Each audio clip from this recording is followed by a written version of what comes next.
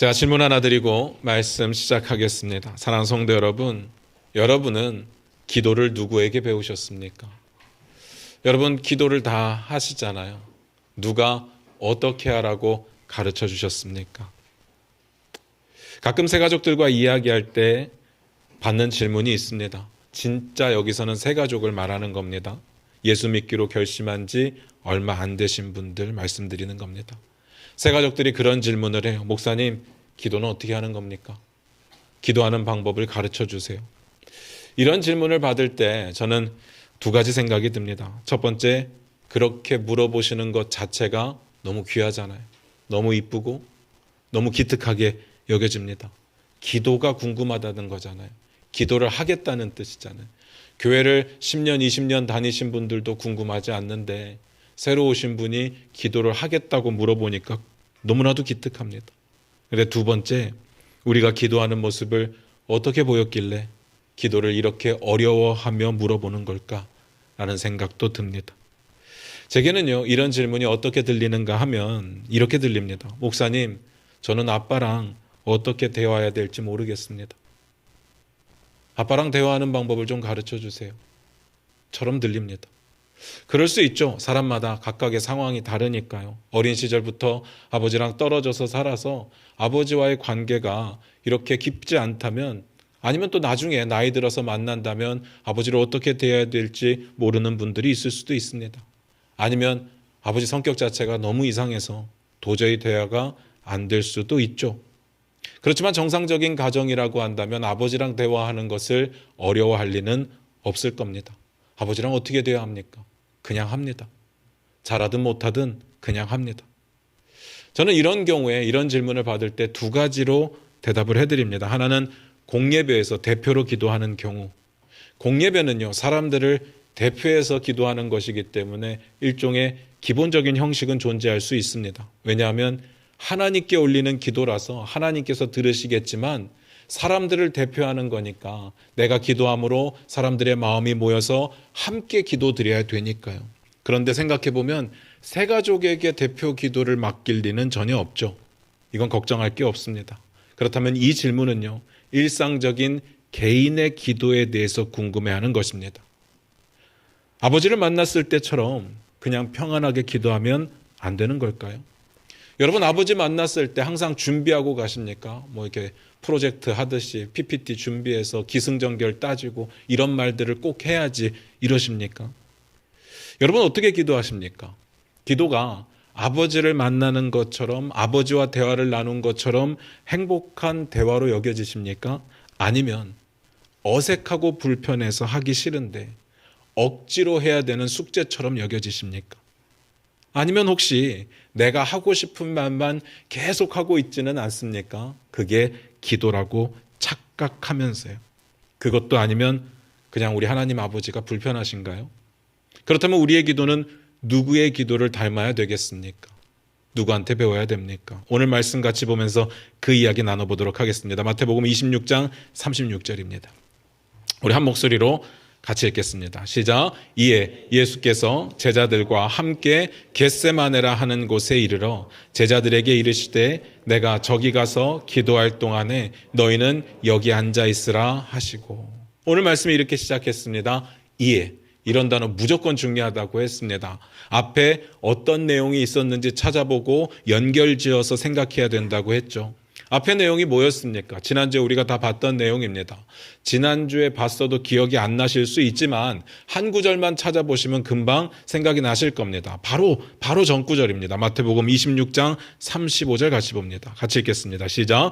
베드로가 이르되 내가 주와 함께 죽을지언정 주를 부인하지 않겠나이다 하고 모든 제자도 그와 같이 말하니라. 느낌 오시죠? 어떤 상황인지 아시겠죠? 예수님께서 제자들과 유월절 만찬을 하시던 중에 있었던 사건입니다. 처음에는요, 이렇게 말씀을 하셨어요. 너희 중에 하나가 나를 팔 거다. 굉장히 당황스러운 이야기죠. 그런데 조금 지나서 이어서 이렇게 말씀을 하십니다. 오늘 밤에 너희가 다 나를 버리리라. 그런데요, 이런 이야기를 보면서 우리가 좀 포인트를 잘 잡아야 된다고 말씀을 드렸어요. 여기서의 중요한 포인트는 뭔가 하면 이 상황은 어쩔 수 없는 상황이었다는 겁니다. 하나님께서 목자를 치시는 것이기 때문에 이 상황에서 양떼는 흩어질 수밖에 없다고 말씀드렸어요. 이거는 불가항력적인 일입니다. 하나님의 섭리 가운데 일어난 일이에요. 물론 가룟 유대의 상황을 말씀드리는 건 아니고요. 그러니까 흩어지는 게 문제가 아니라 흩어진 후에 어떻게 하느냐가 중요한 문제였습니다. 그런데 베드로는요, 전혀 포인트를 못 잡았죠. 베드로가 이렇게 말합니다. 모두 주를 버릴지라도 나는 결코 버리지 않겠습니다. 이거 거짓말 아니라고 했습니다. 분명히 진심이었을 겁니다. 그런데 포인트는요, 예수님을 놔두고 흩어지는 게 문제라고 말씀하시는 게 아니에요. 그 흩어진 다음에 어떻게 하느냐가 중요하다고 말씀을 드리는 거예요. 그런데 베드로는요, 계속해서 나는 안 흩어질 겁니다. 나는 떠나지 않겠습니다. 나는 버리지 않겠습니다. 이렇게 말을 하는 겁니다. 예수님께서 뭐라고 말씀하십니까? 네가 오늘 밤 닭 울기 전에 3번 나를 부인할 거야. 앞에서 버리는 건 하나님께서 하시는 일이니까 어쩔 수 없는 부분이었지만 뒤에서 닭 울기 전 3번 부인하는 것은요, 베드로가 자기 살려고 자기의 의지적으로 부인하는 거라고 했습니다. 그래서 흩어지는 건 어쩔 수 없는 것이지만 그 다음이 중요하다고 계속 말씀드렸던 거죠. 여기까지가 지난주에 봤던 내용입니다. 이해. 이런 내용 다음에 이해입니다. 어떤 내용과 연결되는지 이제 아시겠죠? 다시 한번 봅니다. 마태복음 26장 36절부터 37절입니다. 같이 읽겠습니다. 시작. 이에 예수께서 제자들과 함께 겟세마네라 하는 곳에 이르러 제자들에게 이르시되 내가 저기 가서 기도할 동안에 너희는 여기 앉아 있으라 하시고 베드로와 세베대의 2 아들을 데리고 가실새 고민하고 슬퍼하사. 예수님께서 유월절 만찬을 제자들하고 잘 마치시고 나서 제자들과 함께 겟세마네로 가셨습니다. 여기서 여러분들이 기억하고 계셔야 되는 부분이 뭔가 하면 예수님께서 제자들의 배신에 대한 이야기를 하셨다는 거죠. 앞으로 너희들이 떠날 것을 이야기했고 그들 중에 한 사람은 모른다고 부인할 거라는 그 이야기를 하신 후입니다. 그러니까 그런 제자들과 함께 겟세마네로 가셨다는 점을 여러분 기억하고 계셔야 됩니다. 예수님께서 그런 제자들에게 이렇게 말씀을 하셨습니다. 내가 저기 가서 기도할 동안에 너희는 여기에 앉아 있어라. 그런데요, 이야기가 그렇게 끝이 나지 않고요. 제자들 중에서 베드로와 세베대의 2 아들, 다시 말해서 야고보와 요한 셋을 데리고 가셨습니다. 나머지 제자들은 자리에 앉혀두시고 이 3사람만 특별히 선정을 해서 데리고 가십니다. 신기하죠. 그 3명의 제자들에게 더 신기한 것은요, 아주 특별한 이야기를 하십니다. 마태복음 26장 38절입니다. 이 부분이 오늘 이야기의 포인트입니다. 같이 읽겠습니다. 시작. 이에 말씀하시되 내 마음이 매우 고민하여 죽게 되었으니 너희는 여기 머물러 나와 함께 깨어 있으라 하시고. 예수님께서 이렇게 말씀을 하셨어요. 내 마음이 매우 고민하여 죽게 되었다. 신기하지 않습니까? 어떤 부분이 신기한가 하면요, 예수님의 제자가 총 12명이잖아요. 그 중에 한 명은 이미 배신했으니까 11명이라고 치고 그 11명의 제자가 있는데 유독 3사람만 선택해서 함께 가면서 그 3사람에게만 예수님의 감정을 나누셨습니다. 그것도 그냥 감정이 아니라 내가 힘들다는 이야기, 내가 죽게 되었다는 이야기를 그들 3사람에게만 했다는 겁니다. 우리식으로 표현하면 이런 겁니다. 힘들다, 죽겠다, 그런 이야기를 3사람에게만 하셨다는 거죠. 그리고 그 3명의 제자들에게는요, 기도를 따로 부탁하셨습니다. 나머지에게는 그렇게 하지 않으셨어요. 나머지 여기 앉아있어 라고 말씀을 하셨고요. 3명은 따라와 한 다음에 그들에게는 기도 부탁을 하셨어요. 물론 기도 부탁했다는 내용은 안 나와요. 그런데 깨어 있으라라는 말은요, 단순하게 잠 안 자고 여기 깨어 있어라는 이야기가 아닙니다. 깨어 기도하라는 이야기죠. 뒤에 나옵니다. 여기까지는 이제 이해하는데 어렵지는 않습니다. 지금부터가 중요해요. 그런데 왜 3명만, 왜 3사람에게만 힘든 감정을 나누셨을까? 그러고 보면요, 성경에 보면 예수님께서, 하나님께서 특별한 감정을 표현하는 관계들이 등장을 합니다. 대표적으로 모세 같은 경우는요, 진짜 하나님께서 자신의 감정을 다 드러내셨습니다. 우리 출애굽기 볼 때 다 나눴잖아요. 아브라함 같은 경우는 성경에 뭐라고 되어 있는가 하면 하나님의 벗이라 칭함을 받았다고 되어 있습니다. 우리는요, 다 자기가 주의 친구라고 이야기합니다. 우리는 다 예수님의 친구라고 이야기를 하지만 제 생각에는 이 정도의 감정이 나누어져야 그래야 친구 아닐까요? 친구면요, 나의 힘든 것도 이야기할 수 있고 나의 아픈 것도 이야기할 수 있어야 되는데 예수님께서는 특별히 세 사람에게만 그렇게 말씀을 하셨다는 거죠. 이유는 잘 모르겠습니다. 왜 세 사람에게만 하셨는지. 그러나 그런 관계들이 있더라는 겁니다. 성경에 나오죠. 12명의 제자 중에 어찌되었건 예수님과 더 가까운 사람들이 있었고요. 예수님이 자신의 고민과 힘든 일들을 나누고 싶었던 사람들이 있었다는 겁니다. 세 사람. 전 좀 부러웠습니다. 주님과 감정을 나눌 수 있는 그런 관계가 존재한다면 물론 예수님은 다 사랑하실 겁니다. 모든 사람들을 다 사랑하실 겁니다. 그렇지만 주님과 더 친밀한 관계가 있다면 저도 그런 관계가 되고 싶습니다. 맨날 내 입장에서만 나 힘들어요, 나 죽겠어, 나 이런 거 필요해, 나 이런 거 되고 싶어요, 이런 내 이야기만 하는 거 말고 주님이 세상을 바라보시면서 느끼는 주님의 감정을 함께 느낄 수 있는 그런 관계가 있다면 저도 그러고 싶다는 이야기입니다. 저는요, 신앙생활이 딴 거 아니라고 생각합니다. 주님과 가까워지는 겁니다. 주님과 더 친밀해지는 겁니다. 그렇게 성장해 가는 것이 저는 신앙이라고 생각을 합니다. 어쨌든 여기서 두 가지를 좀 짚고 넘어갈 필요가 있을 것 같아요. 하나는요, 예수님께서 이런 말씀을 하셨잖아요. 내 마음이 매우 고민하여 죽게 되었다. 그래서 저는 이런 질문을 스스로 던져봅니다. 주님의 마음이 뭐가 그렇게 고민스러우셨을까? 그것도 죽을 것 같이. 궁금하지 않습니까? 하나님이신데, 하나님의 아들이신데 뭐가 그렇게 고민스러우셨을까? 저는 궁금하더라고요. 그래서 이 말씀을 가지고 묵상을 하면서 성경을 쭉 훑어보다 보니까 예수님의 기도의 내용 가운데 그 단서를 좀 발견했습니다. 마태복음 26장 39절입니다. 같이 읽겠습니다. 시작. 조금 나아가서 얼굴을 땅에 대시고 엎드려 기도하여 이르시되 내 아버지여, 만일 할만하시거든 이 잔을 내게서 지나가게 하옵소서. 그러나 나의 원대로 마시옵고 아버지의 원대로 하옵소서 하시고. 제자들과 조금 떨어져서 얼굴을 땅에 대시고 엎드려 기도하셨다고 되어 있습니다. 이런 표현들이 다른 의미는 아닐 것 같고 예수님께서 평소와는 다르게 굉장히 간절하게 기도하셨다라는 표현일 겁니다. 그러니까 뭘 놓고 기도하셨을까요? 뭘 놓고 그렇게 고민스러웠고 뭘 놓고 그렇게 간절하게 기도하셨을까요? 뒤에 나옵니다. 십자가의 죽음을 피할 방법이 있느냐라고 묻고 계시는 겁니다. 사실은요, 질문이라기보다는 피하게 해달라는 간구였습니다. 그게 고민이셨던 것 같습니다. 그런데요, 이거 정말 제 인간적인 입장에서 우리 주님이 이걸 가지고 고민하셨다면 전 좀 서운합니다. 섭섭합니다. 예수님께서 우리를 위해서 죽으시는데 그게 그토록 고민스럽고 피하고 싶은 일이었을까? 감히 불경스러워서 어느 누구도 이런 질문을 해보지 않겠지만 이토록 죽음을 피하고 싶으셨다면 우리 입장에서는 좀 그렇지 않겠습니까? 물론 그래도 은혜입니다. 그래도 결국은 우리를 위해서 죽으셨으니까 은혜는 맞는데 그래도 억지로 죽으신 거잖아요. 하고 싶지 않아서 죽으신 거잖아요. 그러니까 좀 섭섭하다는 생각이 남겠다는 거죠. 제가 진짜로 그렇게 생각한다는 게 아니라 그렇게 생각하게 될 수도 있겠다는 생각이 들어서 말씀드리는 거예요. 이런 생각을 하시는 분들께 두 가지 대답을 드리고 싶습니다. 첫 번째로 예수님이 진짜로 피하고 싶었던 것은 단순한 육체의 죽음이 아니었습니다. 그리고 온 인류를 구원할 대속의 죽음을 피하고자 했던 게 아니었습니다. 물론 인간으로 오신 예수님, 우리의 육체를 다 가지고 계신 예수님께서 죽음이 쉬웠다, 그런 이야기는 아닙니다. 죽음이 별일 아니었다, 그런 이야기는 아니에요. 그런데 잘 보시기 바랍니다.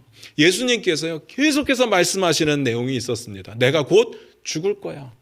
이 이야기를 여러 번 반복해서 말씀하셨어요. 이 말은 무슨 뜻인가 하면 예수님이요, 자신의 죽음에 대해서 분명히 인지하고 있었고, 그리고 하나님의 뜻 가운데 하나님의 아들로서 충분히 합의가 된 상태에서 죽으러 이 땅에 오셨다는 이야기입니다. 게다가 죽고 끝나는 게 아니라 결국 부활하실 것도 이미 알고 계셨고 확신하고 계셨습니다. 그런데 이제 와서 후회하면서 발뺌하신다? 저는 그건 말 안 된다고 생각합니다.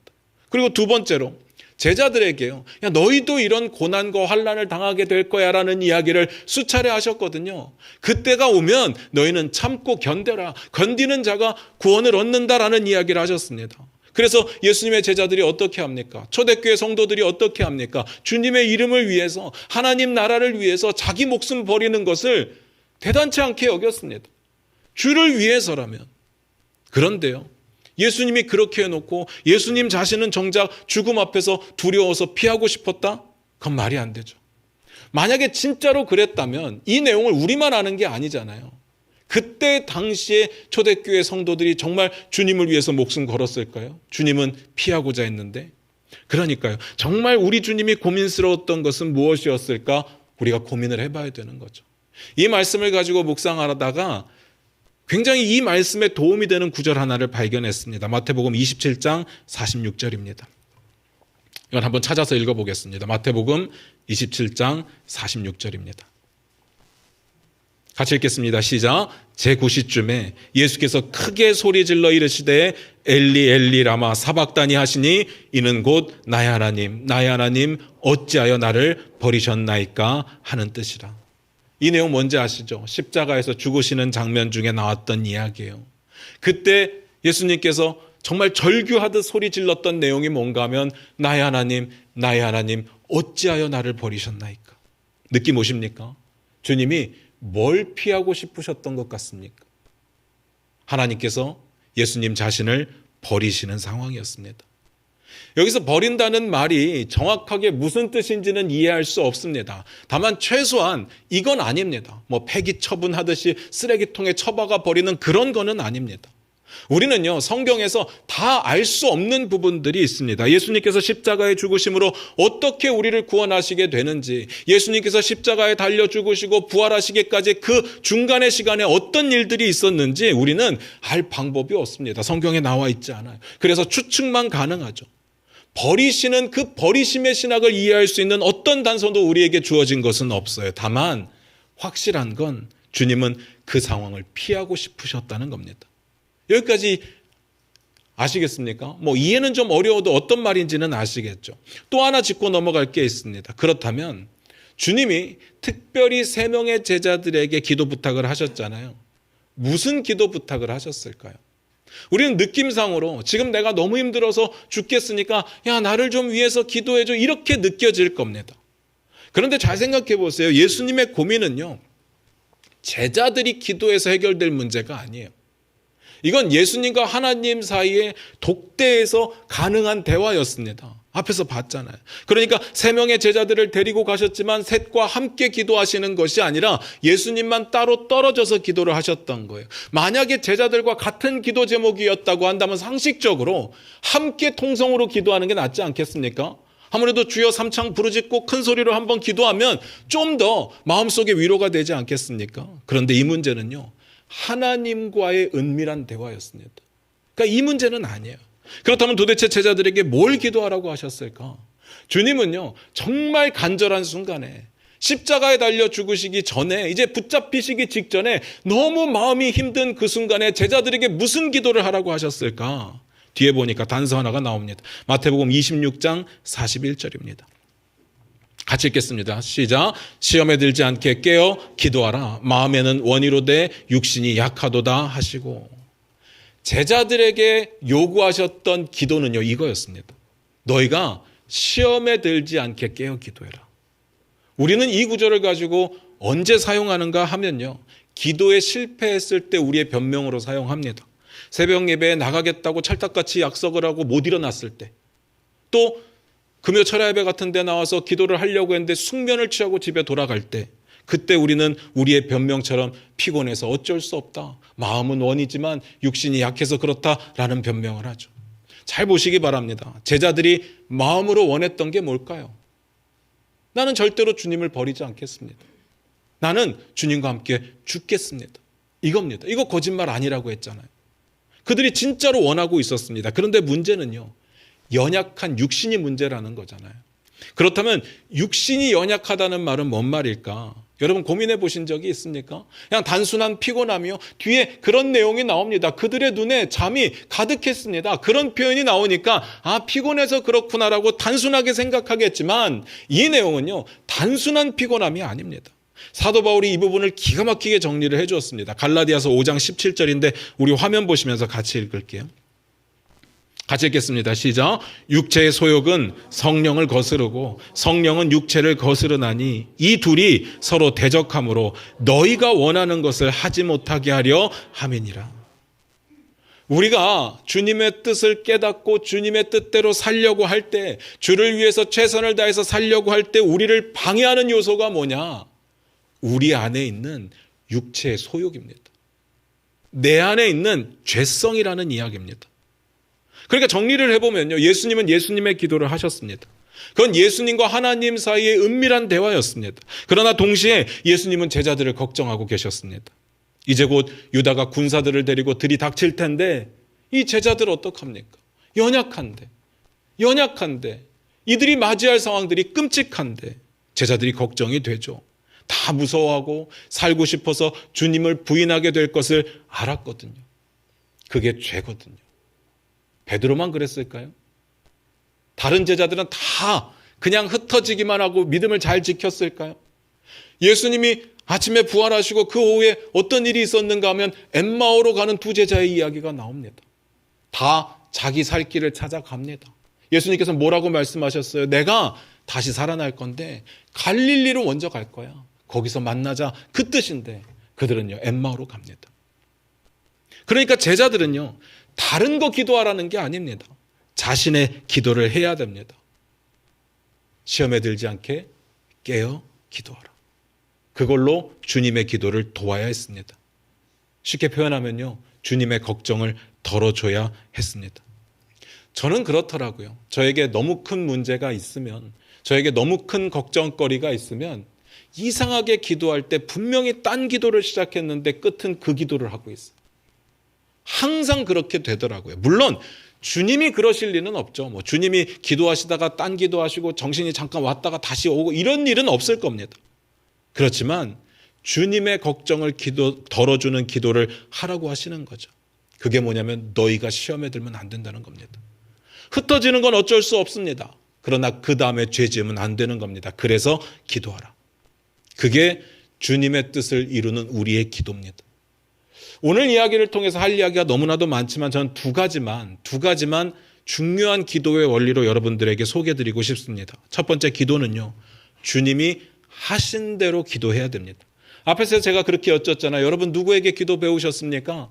우리에게 참 많은 도움이 됐던 어떤 누군가에게 배우셨을 수 있을 겁니다. 누가 기도 잘하는 모습을 보고 나도 저렇게 해야지 하는 그런 것들도 있었을 겁니다. 나쁘지는 않아요. 그런데 그 중심에 가장 밑바탕에는 예수 그리스도의 기도를 배워야 됩니다.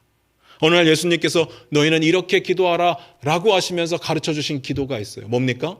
주기도문이요. 한 번만 외워볼까요? 처음 앞부분만 한번 외워볼게요. 못 외우시는 분은 없으시겠지만 제가 화면에도 한번 같이 띄워드리도록 하겠습니다. 같이 외워봅니다. 시작. 하늘에 계신 우리 아버지여, 이름이 거룩히 여김을 받으시오며 나라가 임하시오며 뜻이 하늘에서 이루어진 것 같이 땅에서도 이루어지이다. 거기까지만 봅니다.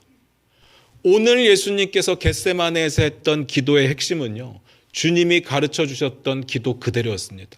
하나님의 뜻이 하늘에서 이루어진 것 같이 땅에서도 이루어지이다.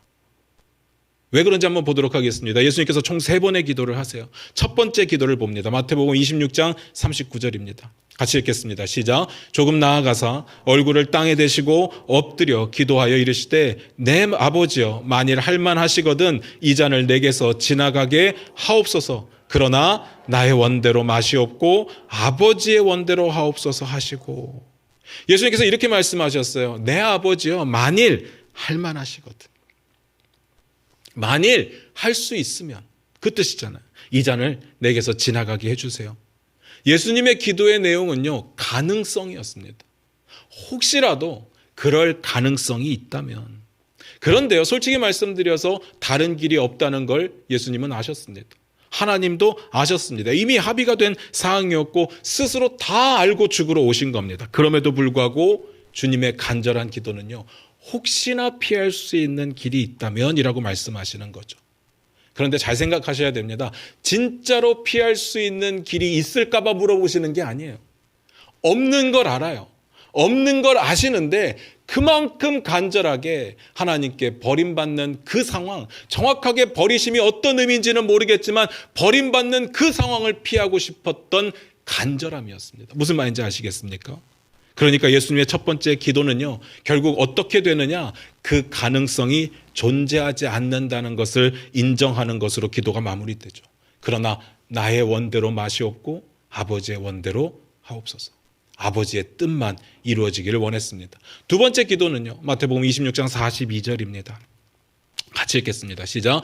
다시 두 번째 나아가 기도하여 이르시되 내 아버지여, 만일 내가 마시지 않고는 이 잔이 내게서 지나갈 수 없거든 아버지의 원대로 되기를 원하나이다 하시고, 뭐라고 기도하셨습니까? 만일 내가 마시지 않고는 이 잔이 내게서 지나갈 수 없거든. 뭔가 앞에서 봤던 내용하고 비슷한데 완전히 다릅니다. 뭐가 다르냐면요, 앞에서는 가능성을 이야기했잖아요. 근데 여기서는요, 완전히 불가능성을 이야기를 하고 있습니다. 다른 방법이 없는 걸 아니까 아버지의 뜻대로 되기를 원합니다. 똑같은 기도인데 차원이 다르죠. 아버지의 뜻을 구합니다. 마지막 세 번째 기도입니다. 마태복음 26장 44절입니다. 같이 읽겠습니다. 시작. 또 그들을 두시고 나아가 세 번째 같은 말씀으로 기도하신 후. 같은 말씀이라고 되어 있죠. 어떤 말씀이겠습니까? 아버지의 뜻이 이 땅 가운데 예수 그리스도의 삶 가운데 이루어지기를 원한다는 기도였습니다. 그러니까요, 예수님은 예수님께서 가르쳐 주신 기도 그대로 기도하셨습니다. 아버지의 뜻이 하늘에서 이루어진 것 같이 이 땅에서도 이루어지기를 원합니다. 이거 쉬운 기도 아닙니다. 예수님이 원하는 게 있으셨습니다. 피하고 싶은 상황이 있었습니다. 그럼에도 불구하고 가장 간절한 순간에, 가장 처절했던 순간에 주님의 기도는요, 아버지의 뜻이 이루어지기를 원합니다. 였습니다. 제가 이렇게 묻고 싶습니다. 기도 잘하는 사람은 어떤 사람입니까? 여러분이 생각하시기에 기도 잘하는 사람은 어떤 사람입니까? 기도할 때마다 이루어지는 사람입니까? 가끔 가다 보면 이런 이야기가 들려요. 저 사람 기도 진짜 잘해. 기도하면 다 이루어져. 저 사람이 기도하면 다 치유가 돼. 전 아니라고 생각합니다. 정말 그런 사람이 있다면 이상한 겁니다. 하나님의 뜻이 있잖아요. 하나님의 뜻이 있는데 하나님의 뜻과 상관없이 내가 기도하면 안 되는 것을 저 사람이 기도하면 다 이루어진다. 어떻게 다 이루어집니까? 그건 성경적이지 않아요. 조심하셔야 됩니다.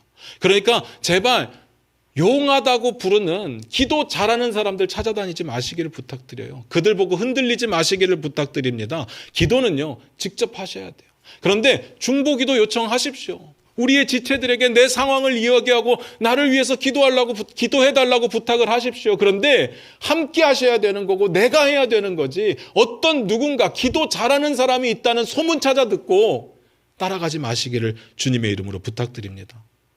그건요, 성경적이지 않아요. 우리는 아버지의 뜻이 이루어지기를 기도해야 돼요. 그런데 알죠?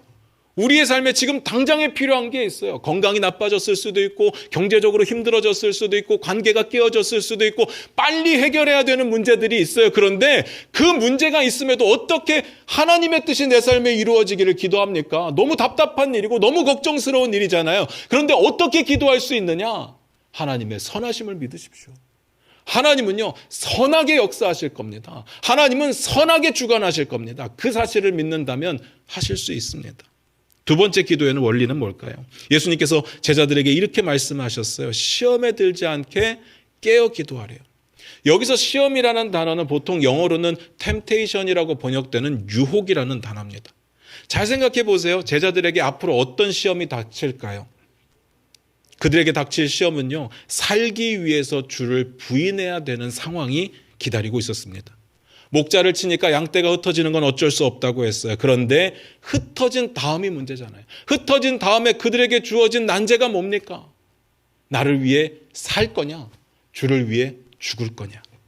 대부분 다 그 문제에서 무너지는 겁니다. 우리도 다 이 문제에서 무너지는 거예요. 주님의 말씀을 따르자니 내가 죽을 것 같은 거예요. 나에게 찾아오는 손해가 너무 큰 겁니다. 내가 당하는 피해가 너무 큰 거예요.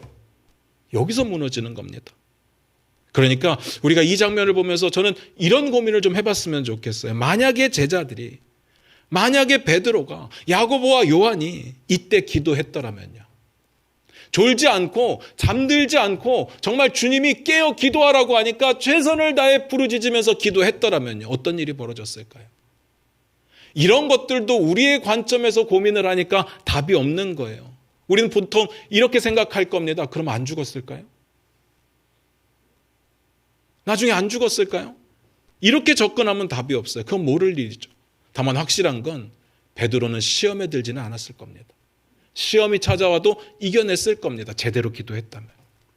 성령님이 도우셨으면. 그러니까 주님이 말씀하셨던 원리는 간단합니다. 시험을 이기는 방법이 뭐냐? 기도다. 끝입니다. 우리에게도 동일한 메시지가 주어지지 않겠습니까? 아마 비슷한 경험들이 있을 텐데 매번 회개하는데도 또 무너집니다. 또 반복적인 죄 앞에서 늘 힘들어합니다. 그러다 보니까 회개가요, 불편합니다. 좌절스럽습니다. 매번 같은 제목으로 회개하니까요, 힘듭니다. 그 죄의 유혹을 이기는 방법이 뭡니까? 기도밖에 없습니다. 깨어 기도하셔야 됩니다. 말씀 마무리 짓겠습니다. 여러분 지금까지 어떻게 기도하셨습니까? 아니, 어떤 기도를 해야 된다고 배우셨고 기도에 대해서 어떤 부담감이 있으셨어요? 오래 해야 된다. 많이 해야 된다. 소리 크게 질러야 된다. 뭐 때로는 금식으로 작정으로 기도해야 된다. 솔직히 말씀드릴게요. 오래 하는 것보다, 많이 하는 것보다, 크게 소리 지르는 것보다, 굶으면서 하는 것보다 한마디를 하더라도요, 제대로 된 기도가 필요합니다. 제가 이렇게 말씀드리면요, 그러면 기도를 안 해도 되는구나, 그 이야기가 아닙니다. 하셔야 돼요. 하셔야 되는데 제대로 하시라는 이야기예요. 어떤 기도가 제대로 하는 기도라고요? 아버지의 뜻이 내 삶 가운데, 이 땅 가운데 이루어지기를 기도하셔야 됩니다.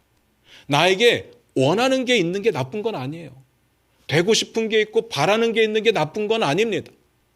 그런데 내가 바라는 게, 내가 원하는 게 항상 주님의 뜻과 맞지는 않잖아요.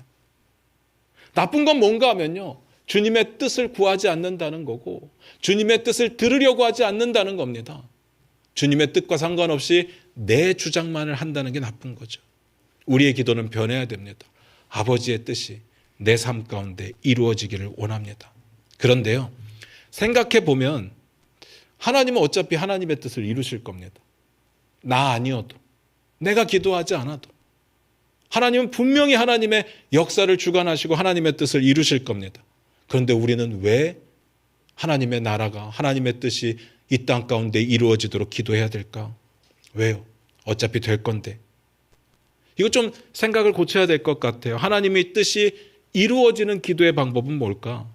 여러 가지 기도가 있겠지만 저는 오늘 예수님께서 절대절명의 순간에, 가장 간절했던 순간에, 매우 고민하여 죽게 되었던 그 순간에 제자들에게 함께 기도하자고 요청했던 그 기도가 우리에게 주어진 하나님의 뜻을 이루는 기도라고 생각합니다.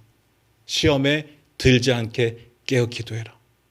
우리가 시험에 들지 않는 것과 하나님의 뜻이 이 땅 가운데 이루어지는 완벽한 상관관계를 우리는 이해할 수 없습니다.